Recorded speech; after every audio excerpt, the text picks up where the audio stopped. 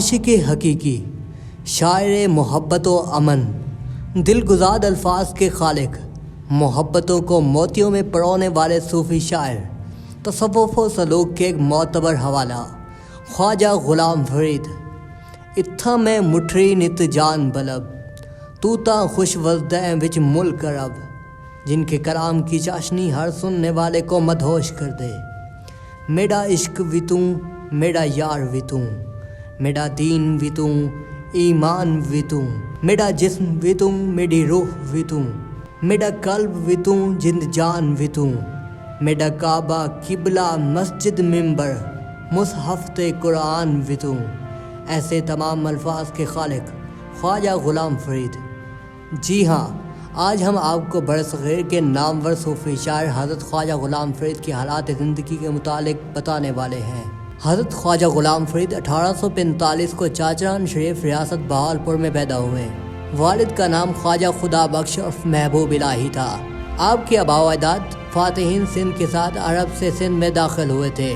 خاندان کے ایک مرید مٹھن خان کے نام سے کوٹ مٹھن کے نام سے ایک قصبہ آباد ہوا، جہاں پہلے آپ کے اجداد نے سکونت اختیار کی، بعد ازاں چاچران شریف منتقل ہو گئے۔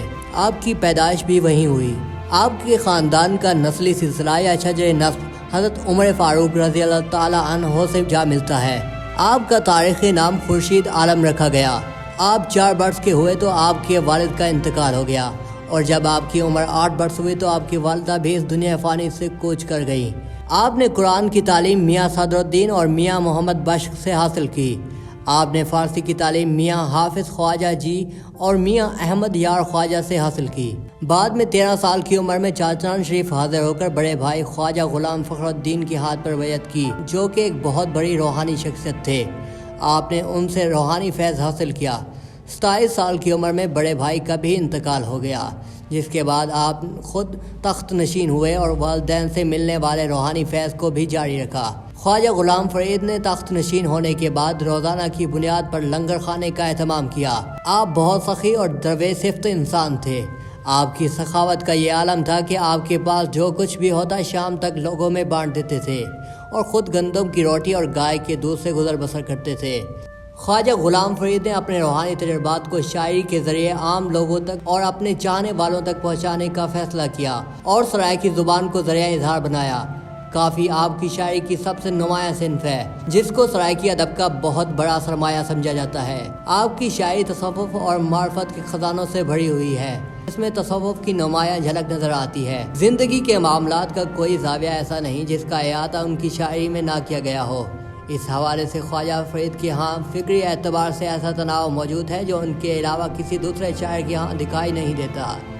خواجہ غلام فرید کی کافیوں کا مطالعہ کیا جائے تو پتہ چلتا ہے کہ ان کے ہاں لفظ و معنی کا ایک اور ہی جہاں آباد ہے۔ اس تناظر میں انہوں نے جو علامتی اور استعاراتی نظام تخلیق کیا، اس کی اساس ان کے اپنے وسیب پر ہے، اور اس وسیب کا پورا عکس ان کے اسلوب و بیان کی توانائی اور رعنائی کے ساتھ ابھرا ہے۔ خواجہ صاحب کے کلام میں عشق حقیقی اور عشق مجازی دونوں کا سراغ ملتا ہے، لیکن عشق حقیقی کا رنگ آپ کی شاعری میں زیادہ نمایاں اور غالب ہے۔ آپ کا نظریہ ہمہ اوس تھا اور آپ وحدت الوجود کے قائل تھے۔ پروفیسر دلشاد کلانچوی آپ کے بارے میں لکھتے ہیں کہ خواجہ صاحب عموماً حالت وجد میں شعر کہتے تھے، اور جب آپ پر الہامی کیفیت طاری ہوتی تو آپ بڑی بڑی کافیاں وجد کی حالت میں کہہ جاتے تھے۔ وہ مزید لکھتے ہیں کہ ہر وقت فکر سخن میں رہنا ان کا معمول تھا۔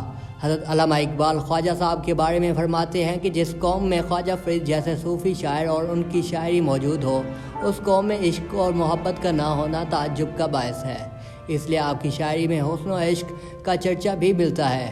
مولانا کوثر نیازی کے بقول خواجہ صاحب سرائکی زبان بولنے والے اور سرائکی علاقوں کے لوگوں کے روحانی بادشاہ ہیں، اور آپ کی شاعری لاکھوں دلوں پر راج کرتی ہے۔ یہی وجہ ہے کہ خواجہ صاحب کا کلام اپنی شاعرانہ لطافت کے باعث سرائکی خطے کی ہر خاص و عام میں یکساں مقبول ہے۔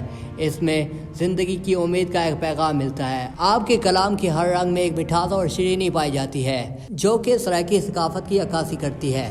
آپ نے اپنی شاعری کے ذریعے نہ صرف سرائیکی خطے کی ثقافت کو اجاگر کیا بلکہ محبت، اخوت اور بھائی چارے کا بھی درس دیا۔ خواجہ غلام فرید کا انتقال 23 جولائی 1901 کو 56 سال کی عمر میں ہوا۔ ہر سال 5 ربیع الثانی کو آپ کا اور سکوٹ مٹن شریف میں انتہائی عقیدت سے منایا جاتا ہے۔